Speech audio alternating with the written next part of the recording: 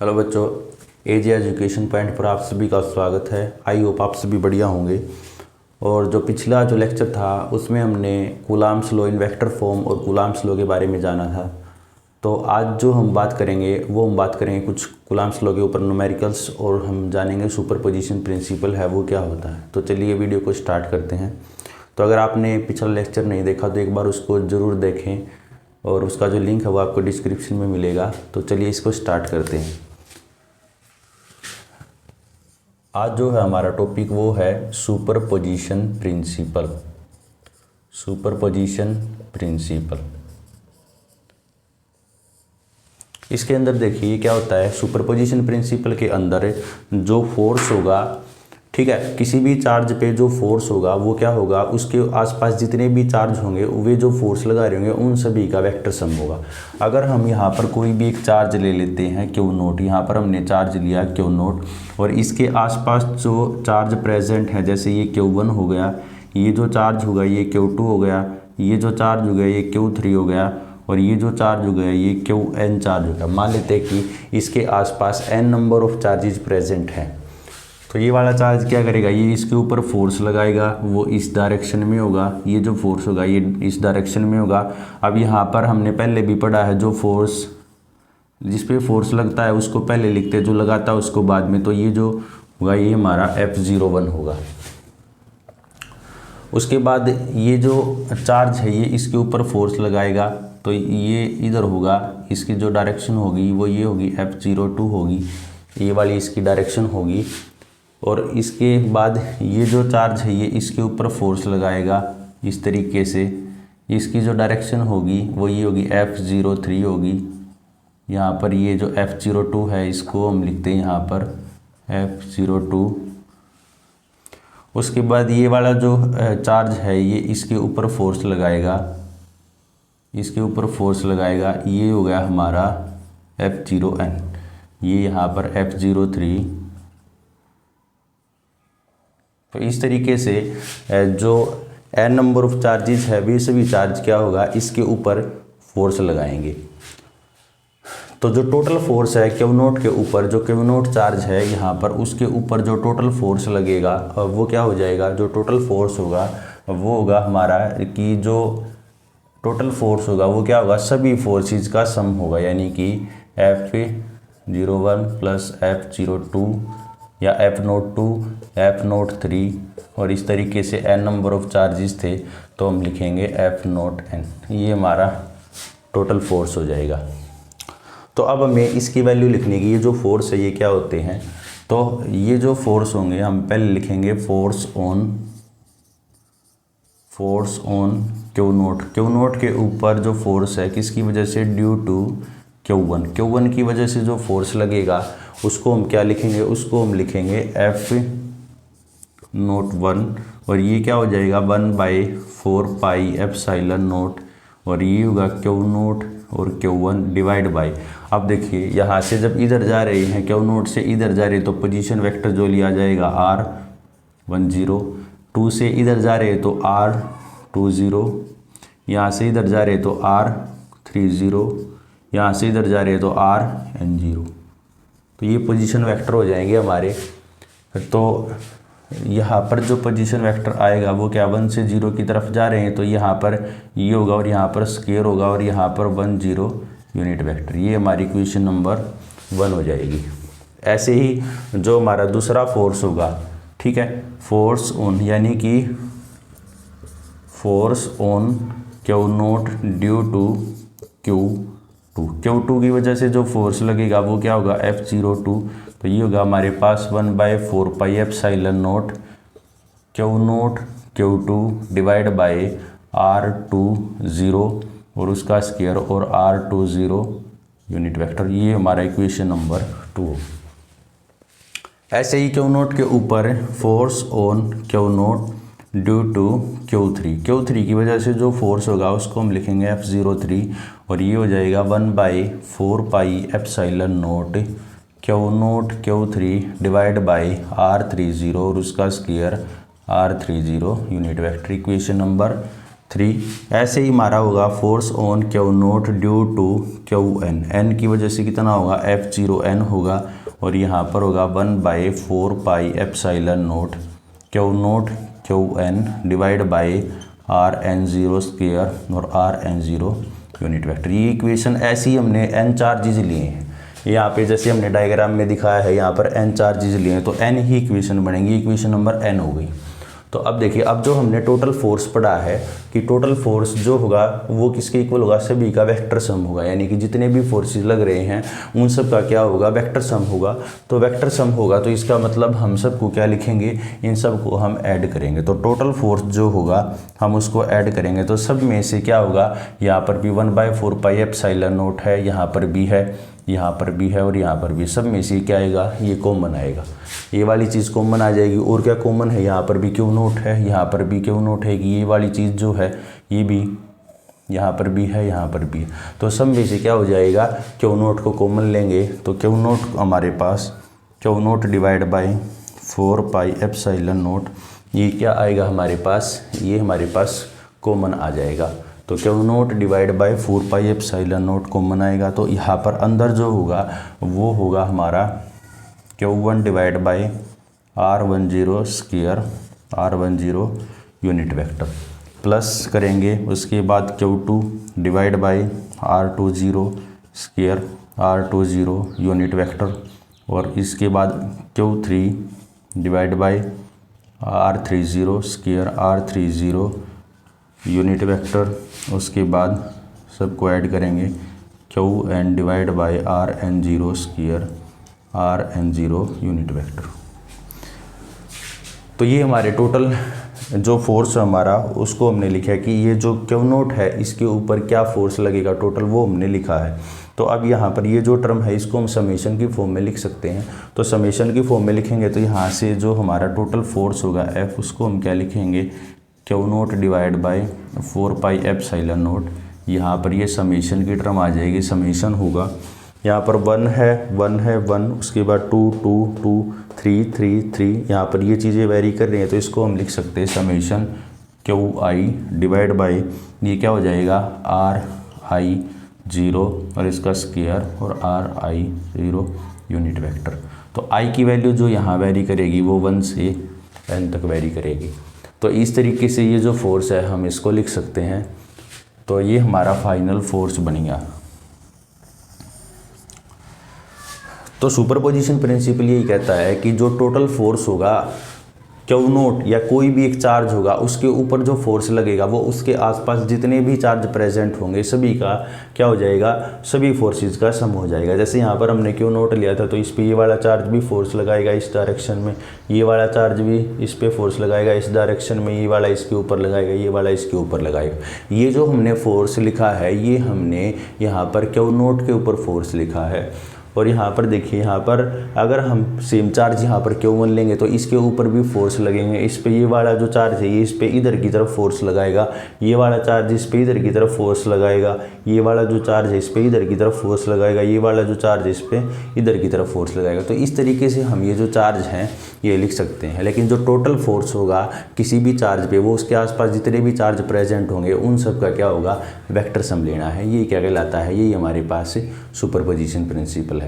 अब coulombs law और superposition principle के ऊपर हम कुछ न्यूमेरिकल डिस्कस करते हैं जिसमें हम फोर्स की जो वैल्यू है वो हम निकाल लेंगे। तो चलिए इसको देखते हैं।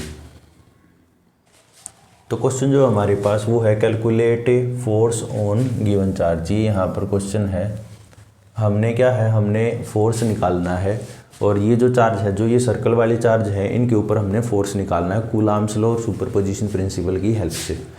तो सबसे पहले हम जो फर्स्ट डायग्राम है उसको देखते हैं। तो फर्स्ट वाला डायग्राम हमारा ये है, तो ये वाला जो चार्ज है इसके ऊपर हमने फोर्स निकालना है। तो अगर हम ये देखेंगे ये जो चार्ज है ये पॉजिटिव है, ये भी पॉजिटिव है, तो क्या करते हैं, पॉजिटिव पॉजिटिव को रिपेल करते हैं। तो इसका मतलब ये जो चार्ज है ये इसके ऊपर फोर्स लगाएगा, उसकी जो फोर्स की जो डायरेक्शन होगी ये होगी एफ, ये हो गया ए बी, ये जो फोर्स होगा वो ये होगा। ऐसे ही यहाँ से ये वाला चार्ज है और ये वाला जो चार्ज है ये इसके ऊपर फोर्स लगाएगा, इस फोर्स की जो डायरेक्शन होगी वो ये होगी एफ ए सी। अब ये भी चार्ज, क्योंकि तीनों चार्ज सेम है तो इसका मतलब जो ये फोर्स हो गया इसको भी F ले लेते हैं, और यहाँ पर ये जो फोर्स हो गया इसको भी F ले लेते हैं। तो एक फोर्स इधर हो गया, एक इधर हो गया, इनका रिजल्टेंट क्या होगा, बीच में लाई करेगा यहाँ पर। तो इसका मतलब जो नेट फोर्स होगा यार वो हमारा यहाँ पर इस तरीके से निकलेगा। तो अब हम इसकी वैल्यू है वो लिख देते हैं हम, क्योंकि रिजल्टेंट है वो बीच में लाई करेगा तो जो टोटल फोर्स होगा वो हम रिजल्टेंट के फॉर्मूले से लिखेंगे। पहला फोर्स F है तो यानी कि F का हमारा क्या होगा स्क्वायर, प्लस दूसरा फोर्स है हमारा वो भी हमारा F स्क्वायर प्लस 2FF। इसमें हमने जो फॉर्मूला लगाया है वो लगाया है R is equal to A square plus B square plus 2AB cos theta, और उसका स्क्वायर रूट करेंगे हम। तो ये हो गया हमारा F square plus F square plus 2FF, और यहाँ पर जो कोस होगा, ठीक है, वो कोस कितना हो जाएगा यहाँ पर जैसे इक्विलेटरल ट्रायंगल है तो ये जो एंगल है ये 60 होता है, तो यहाँ पर ये जो एंगल है ये भी 60 हो जाएगा, तो यहाँ पर लिखेंगे कोस 60। तो ये होगा हमारा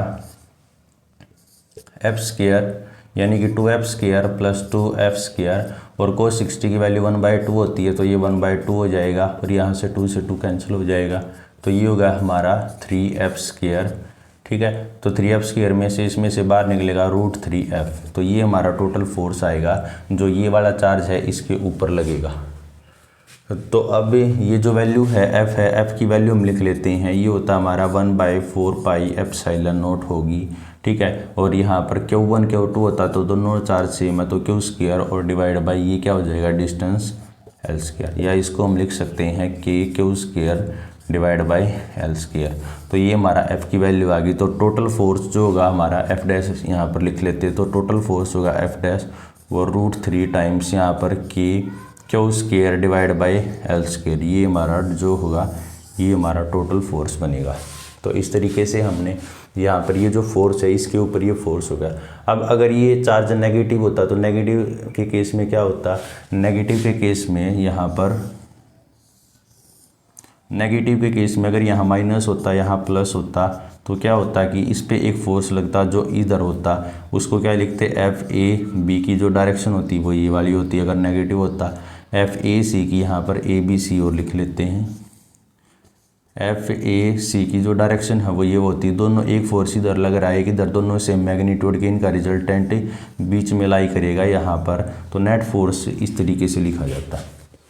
तो एक क्वेश्चन ये बनता है, एक क्वेश्चन यहाँ पर ये बनता है कि ये वाला जो चार्ज है इसके ऊपर फोर्स बताओ कितना होगा, ठीक है जी। तो इसके ऊपर जो फोर्स है वो क्या होगा, बिल्कुल सेम जैसे ये क्वेश्चन किया है। पॉजिटिव के केस में क्या हो जाएगा, पॉजिटिव के केस में तो ये इसको रिपेल करेगा, बिल्कुल सेम क्वेश्चन बनेगा।